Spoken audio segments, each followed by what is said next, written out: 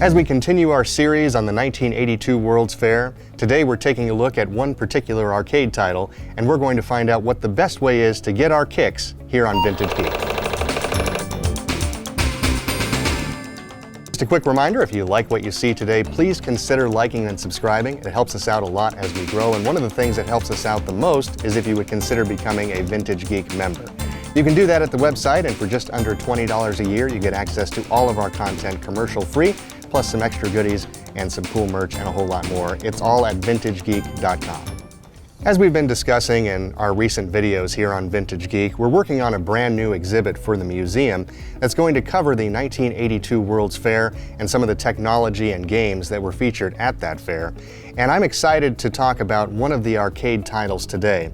Video Expo had tons of arcade cabinets at the World's Fair, but they also had some of the classics that we know today, and they actually featured these on a set of commemorative coins that were used as the arcade tokens at the event.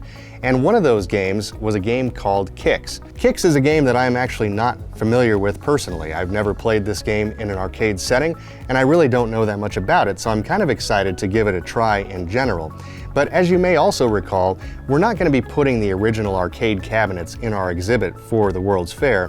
What we're going to be doing is showing these arcade classic titles using original computer systems to give people the feel of the vintage computers and allow them to try machines that they've never probably tried before. Our whole objective here is to be able to show these arcade classics on vintage computers that we have here at the Vintage Geek Museum.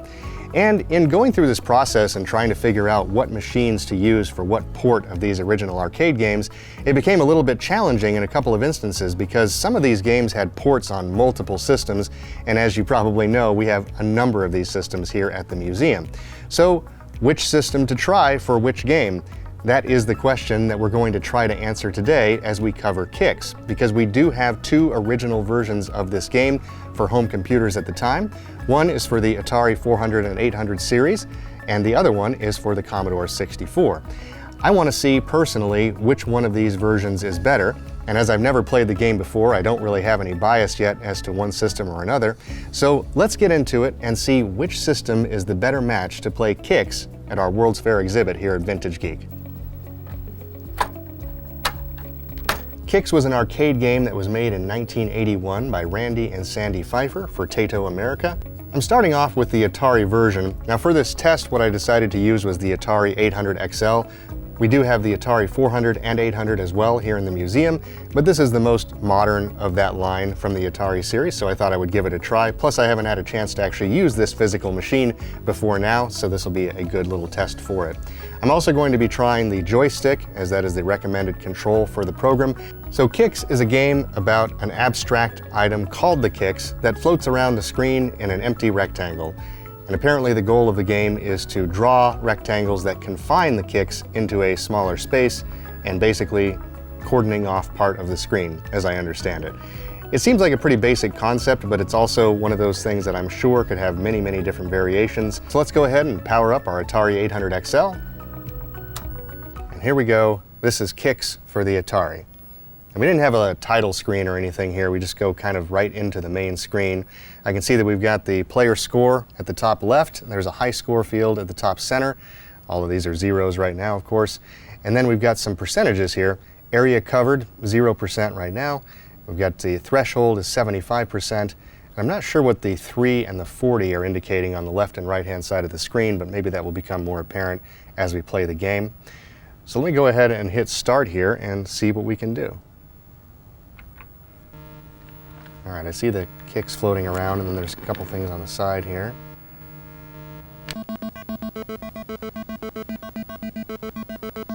All right, it's kind of satisfying. All right, so we've covered 40%.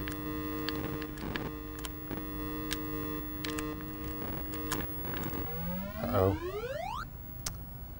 It does appear that you cannot hit the line that you were creating, so just learned that lesson. I always wondered where the name Kicks came from. Turns out it was taken from Pfeiffer's license plate at the time, which read just for Kicks, J-U-S, the number 4, and Q-I-X. The couple based this game around a colorful graphic demo that Randy had made, which became the Kicks, and developed the gameplay while drinking champagne in their hot tub. which honestly, if there's a place to develop a game, that seems to be the place to do it. Oh, of course, you can't close off the section that actually has the kicks in it. You have to close off the sections that it's not in. Got it. All right, 6,045 for the first try. Let's go ahead and give this another shot. The small white dots that are going around the outside of the screen, those are called the sparks, apparently. And I've been told there's a fast draw and a slow draw option. I wasn't sure how to access that in this particular version. Tato's director of creativity, Keith Egging, once described kicks as conceptually too mystifying for gamers. It was impossible to master, and once the novelty wore off, the game faded. But they did come out with later versions. There was a Kicks 2 and later Super Kicks. This game has been widely ported. They also had a Game Boy version featuring Mario characters, and that was later referenced by a costume in Super Mario Odyssey.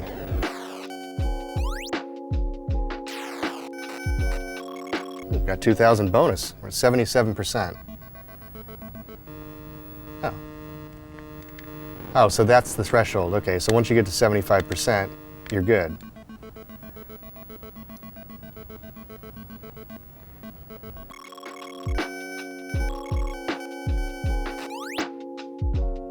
It does appear that I won $954.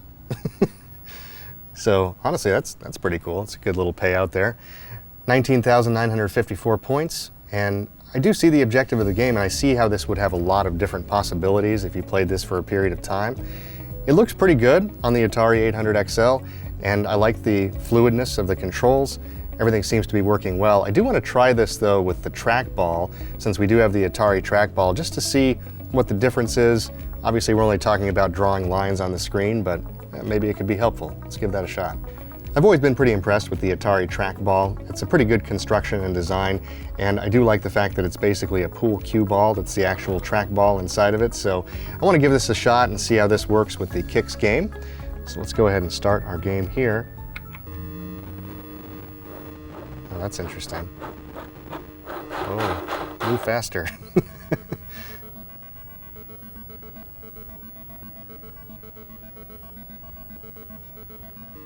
All right, 46%.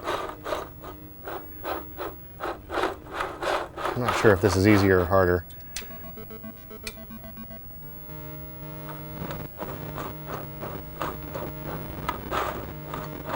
Nope, this is not working well for me. I will say though, I made a pretty cool city skyline on the screen by using the trackball, so you know, that's cool. Come on. If you have to move vertically, it's pretty good, but the side-to-side motion on this is pretty awful. I'm not quite dead yet.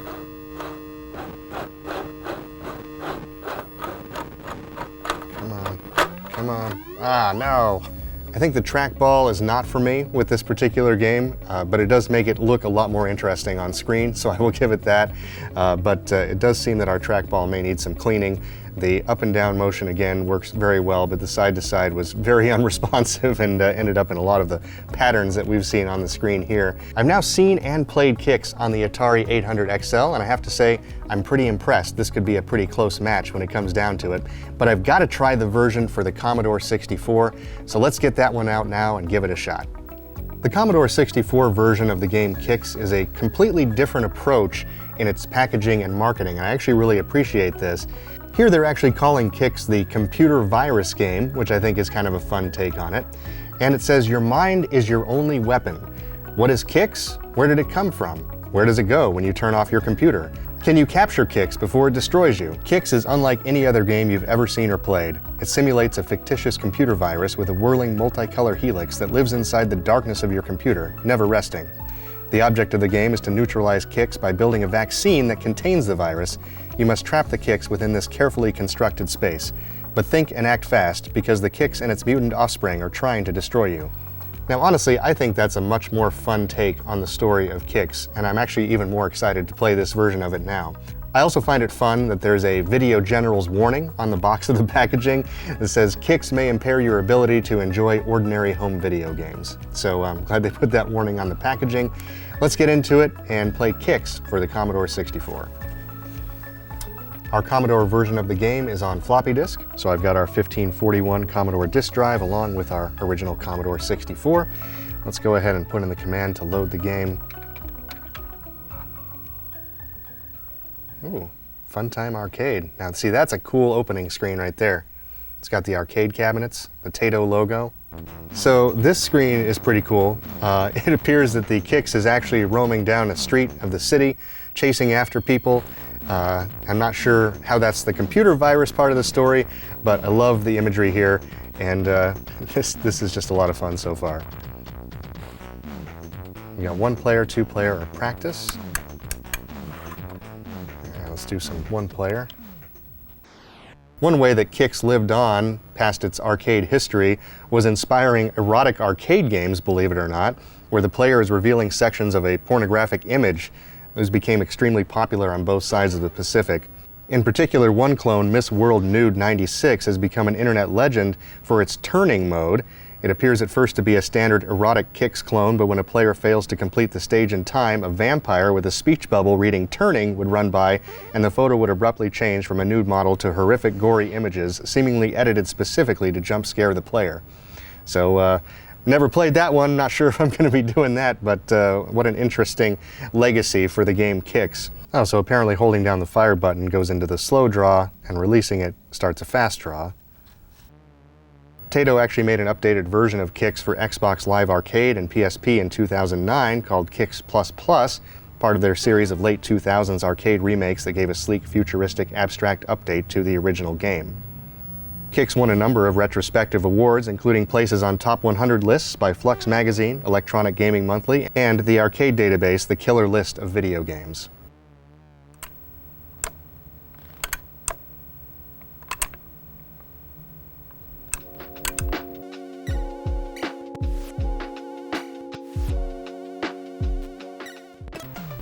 All right, 74%, 9,000 bonus. The music is great. I do like the patterns on screen and how it's filling in the area.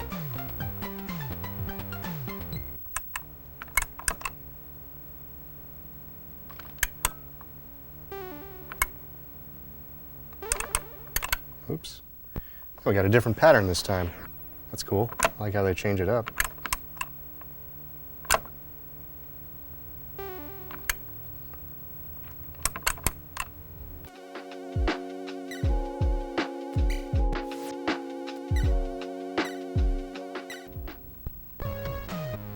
Oh, no bonus.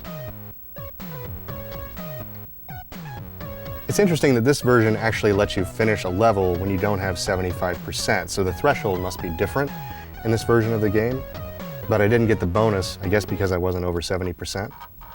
Interesting. Obviously with some practice I could do a lot better at this game, but honestly I find it to be pretty fun, and I really like the Commodore port of the game. I'm gonna say it right now, I think this is the clear winner, even though both had respectable performance and they both show the game well. The Commodore version with its sound effects, with its music, with the different colored patterns on the screen, and just the overall playability is really a fun game, and I think this is probably going to be the one that we're going to feature in our exhibit at the World's Fair, even though, as I mentioned, both of these are respectable ports and they both have their place in video game history. There you have it, two excellent versions of the game Kix here on Vintage Geek, and I think we've determined a clear winner and the chosen system to go in our Vintage Geek Museum exhibit on the 1982 World's Fair. Thanks for joining me for this exploration today, and if you have any comments or feedback on this particular game or which system you thought was better, please sound off in the comments below. We'll keep you posted as to when we open the new exhibit here at the Vintage Geek Museum. And I would ask that if you would consider liking and subscribing if you enjoyed the content today. That helps us out a lot. One of the things that helps us out the most, though, is if you would consider becoming a Vintage Geek member. You can do that at the website, and for just under $20 a year, you get access to all of our content commercial-free. We've got some bonus goodies, extras, and some cool merch as well. It's all at vintagegeek.com. Until next time, I'm Aaron, and this has been Vintage Geek.